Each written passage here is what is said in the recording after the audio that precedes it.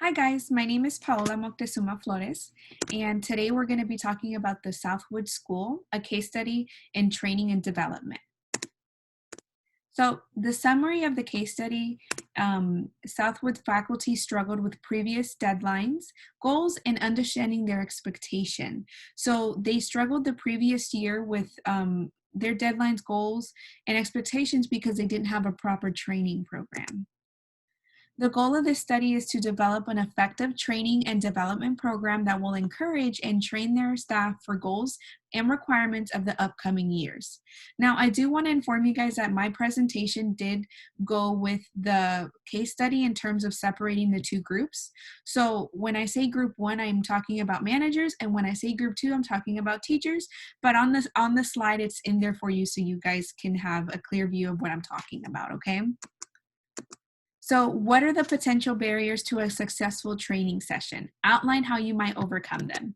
So there's an obvious gap in knowledge, skill, and ability from what we saw the previous year. Completing an assessment analysis for each group. So completing an assessment analysis for each group would be essential because we can understand what they need to be, what needs to be evaluated and completed for this upcoming year. And designing a custom development program for the two groups. So obviously, if they're two different groups and they're in two different positions, we don't want to train them on the same things, right? So we have to create an assessment program or an assessment analysis for each group so we understand what needs to be met, right? So would you require any information about your participants before the training session, and how can the trainer motivate the participants to learn? So information regarding their position, as I stated before, would be great because that way we can understand what position they're in and what is their goal for their position. Because like I said, it's managers and teachers, and managers have different responsibilities than the teachers, especially if they're overseeing them. Outlining an outcome they want to obtain at the end of the course. So because we had so many unsatisfied faculty in the previous year with the development program, it would be great to know what each person would like to gain from this course. A needs assessment would assist in knowledge and knowing what needs to be obtained overall. So as we stated before, a needs assessment would be essential for the overall group, so we understand what they need to do to be able to be successful this year. Discuss the advantages and disadvantages of training sessions being led by external consultants. So an external consultant is like a third party. Advantage could be an unbiased opinion and an unbiased view of creating the training program. So sometimes a fresh pair of eyes is great. A disadvantage is that the participants already feel as if they're not being as if they're not being listened to. So the training program before was so it wasn't great for them. So essentially they struggled to meet deadlines throughout the year.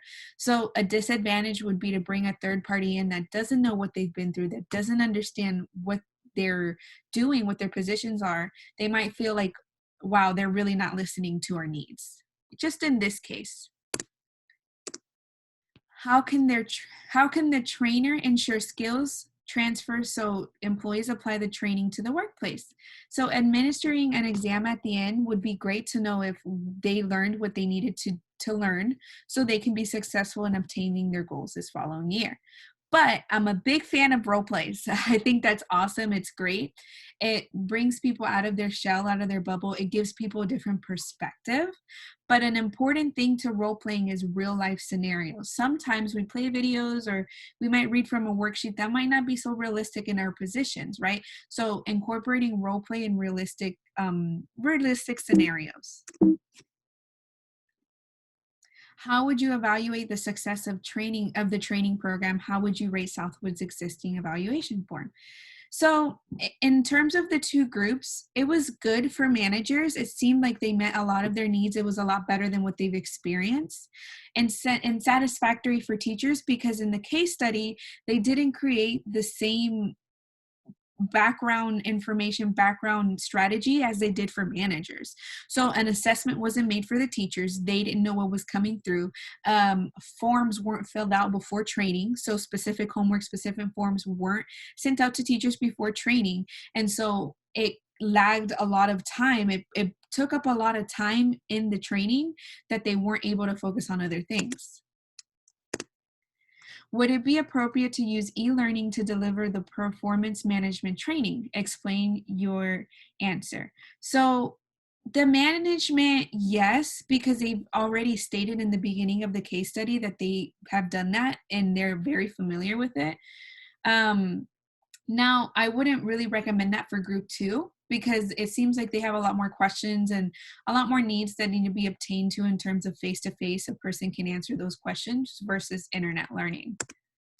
Do you think it's possible for learners to obtain the necessary information using a more informal or experiential learning technique? Now, I think for the teachers, experiential would be amazing because, like I said, real life scenarios, they're learning along the way, and we hear their voice. They are incorporated into the program, so they feel valued, and they're to demonstrate that, hey, you guys are valued. We want you guys to be successful. Technique for managers might be more of a formal technique because for managers, there's always certain procedures and guidelines that they have to follow. So a more formal technique is sometimes better, depending on the industry.